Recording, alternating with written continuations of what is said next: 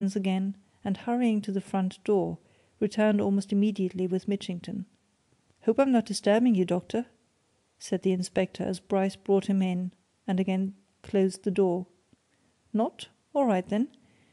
I came round to ask you a question.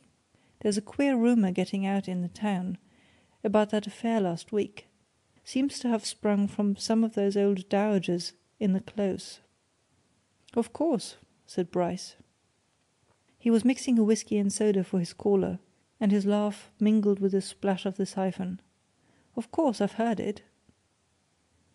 "You've heard?" remarked Mitchington. Good health, sir. Heard, of course, that Braden called on Dr. Ransford not long before the accident, or murder, or whatever it was, happened," said Bryce. "That's it, eh?" "Something of that sort," agreed Mitchington. "It's being said, anyway, that Braden was at Ransford's house, and presumably saw him, and that Ransford, accordingly, knows something about him which he hasn't told. Now, what do you know? Do you know if Ransford and Braden did meet that morning?" "Not at Ransford's house, anyway," answered Bryce promptly. "I can prove that. But since this rumour has got out, I'll tell you what I do know, and what the truth is. Braden did come to Ransford's not to the house, but to the surgery. He didn't see Ransford Ransford had gone out, across the Close. Braden saw me." "Bless me! I didn't know that," remarked Mitchington. "You never mentioned it." "You'll not wonder that I didn't," said Bryce, laughing lightly, "when I told you what the man wanted." "What did he want, then?" asked Mitchington. "Merely to be told where the Cathedral Library was," answered Bryce. Ransford, watching Mary Bewery, saw her cheeks flush, and knew that Bryce was cheerfully telling lies. But Mitchington evidently had no suspicion. "That's all?" he said. "Just a question?"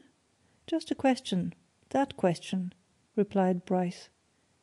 "I pointed out the library, and he walked away. I never saw him again until I was fetched to him dead.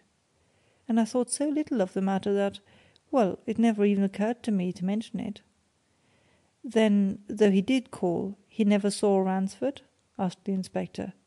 "I tell you Ransford was already gone out," answered Bryce. "He saw no one but myself. Where Mrs. Darramore made her mistake I happen to know, Mitchington, that she started this rumour was in trying to make two and two into five. She saw this man crossing the Close as if from Ransford's house, and she at once imagined he'd seen and been talking with Ransford." "Old fool!" said Mitchington. "Of course! That's how these tales get about. However, there's more than that in the air." The two listeners behind the curtains glanced at each other. Ransford's glance showed that he was already chafing at the unpleasantness of his position, but Mary's only betokened apprehension. And suddenly, as if she feared that Ransford would throw the curtains aside and walk into the front room, she laid a hand on his arm and motioned him to be patient and silent. "Oh?" said Bryce. "More in the air? About that business?" "Just so," assented Mitchington.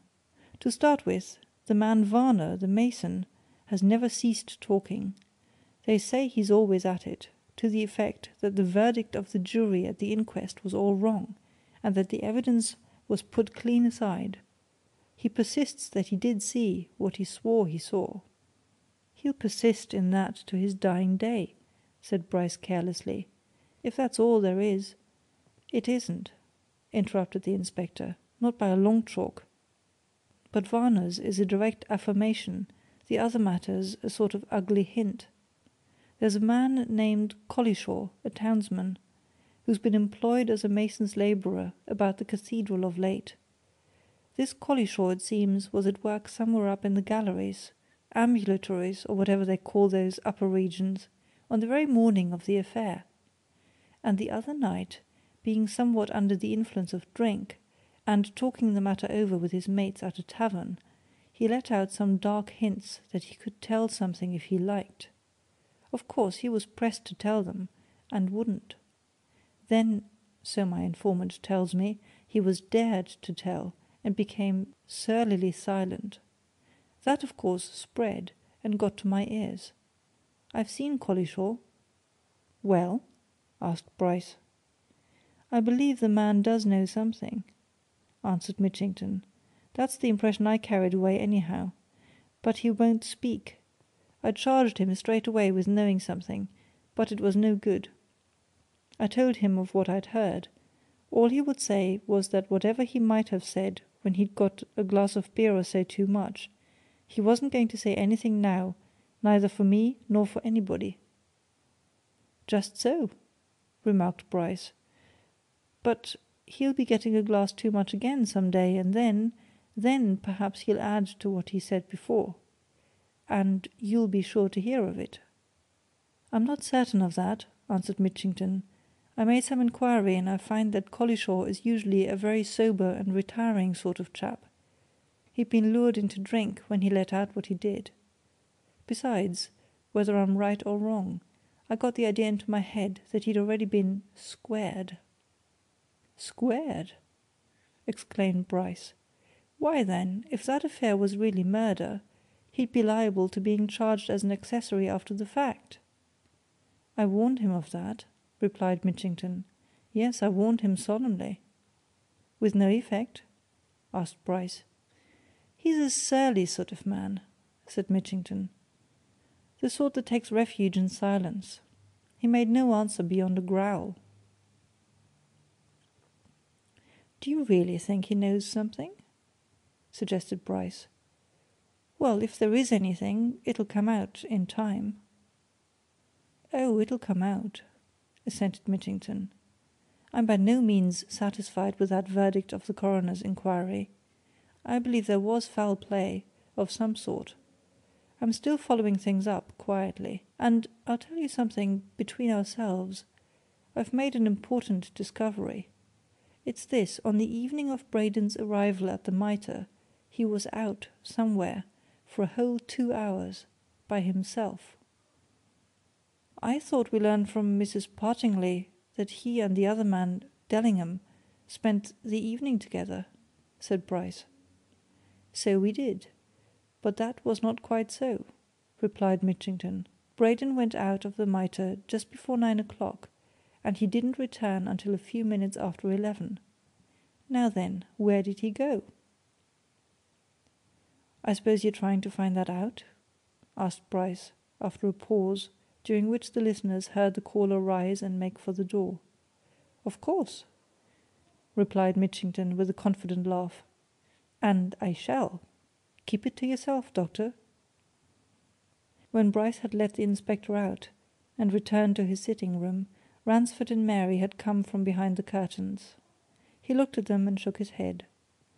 "You heard a good deal, you see," he observed. "Look here!" said Ransford peremptorily. "You put that man off about the call at my surgery. You didn't tell him the truth." "Quite right," assented Bryce. "I didn't. Why should I?" "What did Braden ask you?" demanded Ransford. "Come, now!" "Merely if Dr. Ransford was in," answered Bryce, remarking that he had once known a Dr. Ransford. "That was literally all. I replied that you were not in." Ransford stood silently thinking for a moment or two. Then he moved towards the door. "I don't see that any good will come of more talk about this," he said. "We three, at any rate, know this I never saw Braden when he came to my house."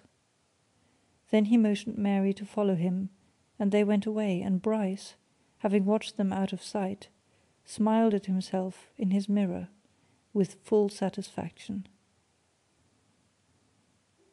End of chapter 11. Recorded by Gazina in January 2007.